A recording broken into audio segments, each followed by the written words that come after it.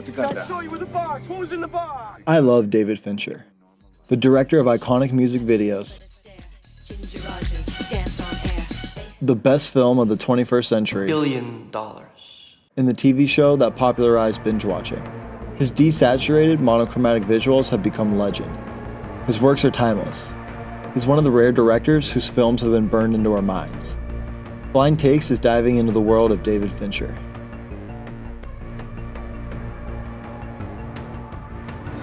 This is a business where the buyer gets nothing for his money but a memory.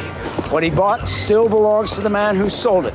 That's the real magic of the movies, and don't let anybody tell you different. With over 10 directorial credits and $2 billion at the box office, David Fincher has been on top of the game for nearly 3 decades.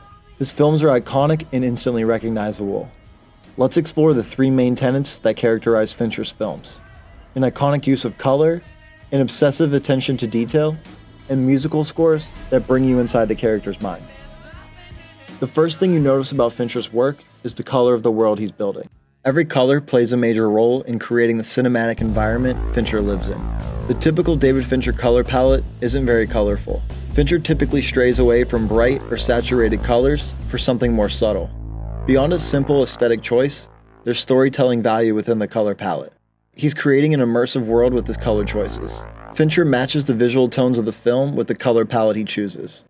We can find countless examples of this in his work. The murky moral compass of The Social Network is matched with the dour saturation of colors. I think I deserve your full attention. And if there's one constant trait to a David Fincher color palette, it's desaturation.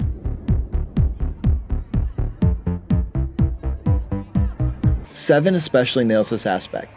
It's a no-color, color movie. Go back and rewatch this classic with an eye on the colors, and it'll give you an entirely new appreciation of the material. Creating such a muted and controlled palette, especially away from primary and vibrant colors, amplifies the story when a primary color is finally used. There's basically no red in the entire movie, except for the blood that you see on the victims and on Kevin Spacey's character, highlighting the true horrors that his psychopathic character commits in this nihilistic masterpiece. After this, I'm gone. No big surprise. Then, taking it back to the 1999 incel classic Fight Club. Gentlemen, welcome to Fight Club. Brad Pitt's clothes are exceedingly vibrant and extra, while the narrators are an incredibly boring beige and gray. The difference in color highlights his boring and pessimistic worldview. Fincher furthers the story through the color tones that are used in the narrator's boring office, which is in direct contrast to the warm colors used when he's at Fight Club, creating a vast contrast in the two worlds that the narrator lives in. The first rule of Fight Club is, you do not talk about Fight Club. Next up is Fincher's use of sound. Fincher has a flair for immersive sound design. In every film, there's particular attention paid to the sounds of the Fincher world. Sometimes closing your eyes and letting the sounds take over is the best way to experience it. The faint and distant sound you hear when Ben Affleck is describing his wife, I picture cracking her lovely skull, unspooling her brains, trying to get answers. creates terrifying intimacy thanks to the sound design. And then later on in the film, the jarring sound of the pulses when Amy kills Barney. Daddy's home. The slow, rhythmic pulsing creates a sense of tension that you wouldn't get from any other musical score. This sound design creates a much more immersive experience and really brings you into the horrific crime that she commits. Fincher uses sound in other ways to get deep into the mind of his characters. Just listen as the narrator meets his antagonist, Marla Singer. And she ruined everything. This is cancer, right? As the viewer, you immediately realize that Marla Singer is living in the narrator's head rent-free. And finally, listen to the best film of the 21st century, The Social Network. The soundtrack completely devoid of lyrics, but the music perfectly matches the mood of the film. Trent Reznor and Atticus Ross bring you into the world of the elite and powerful with acoustics and electronics, creating a dichotomy of new tech and old money fighting against each other. Go ahead and put this album on in the background while working. Think Blind Takes later. We can do an entire video on this soundtrack alone. Trent Reznor and Atticus Ross absolutely kill this one. And then the third and final tenet of David Fincher is his famous obsessive attention to detail. We shot 7 takes. Okay, now let's start.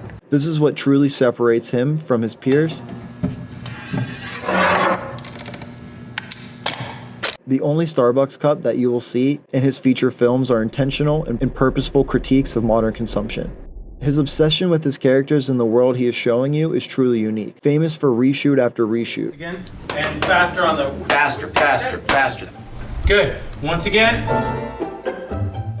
One of the notable things Fincher does to drive his crew nuts is the way he moves his camera with his characters. You might not have noticed it the first time you watch his film, but now that you're watching blind takes, you will see it every time. Fincher hijacks your senses with the camera movement.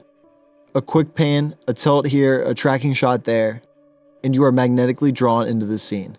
The camera doesn't track the character's motions, it exactly matches them.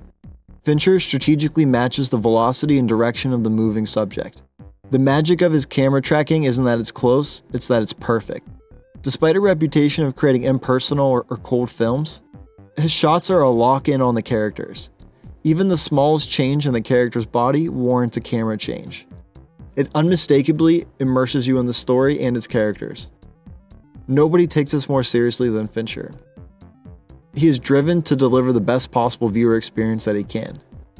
Even if Fincher were to stop working today, he would still be a director for the ages.